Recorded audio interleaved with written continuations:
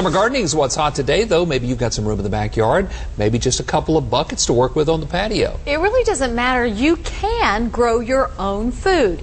Dee McKenna is a master gardener, and she is here with some helpful tips. Hey, how are you doing, Dee? I'm great. How are you guys doing? Doing good. If we're beginners, what are some of the crops that we should try?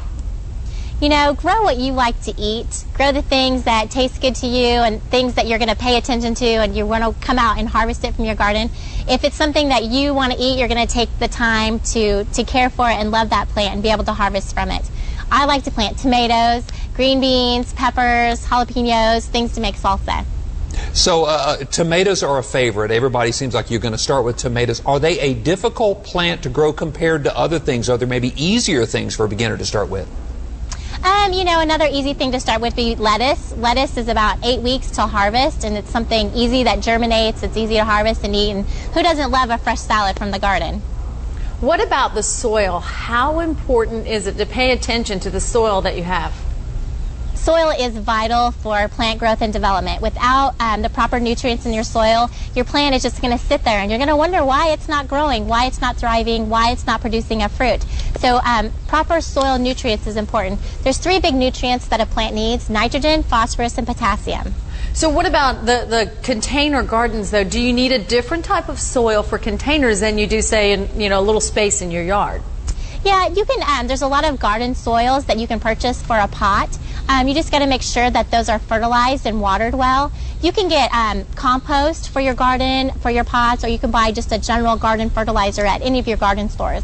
A lot of people put things in weeks ago and have already started to see things come out of the ground. Everybody else is saying, oh, it's too late this year. I'm just going to start next year.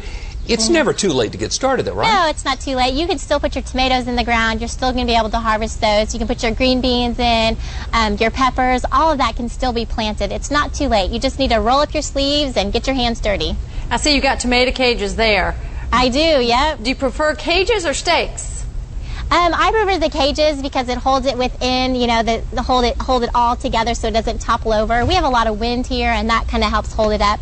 But it's personal preference, whatever works for you in your garden. Some people actually do a raised bed garden. Some people just dig down. You got a preference between those? You know, I like a raised garden because I can control the soil that I put into my raised garden. I can make sure that it has the right level of nitrogen, phosphorus, and potassium. Those are the 3 big nutrients that those plants need in order to grow and thrive. So I like being able to have a raised bed because I have complete control of whatever the soil is that's in the garden. Okay. All right, Dee, thank you so much for joining us. Here's to your green thumb. Thank you. Well, happy gardening to you guys. I would just like to live next door to her. Everything's looking so good. A great neighbor's garden is almost better than your own garden because they always share. Hey, coming up today at 5.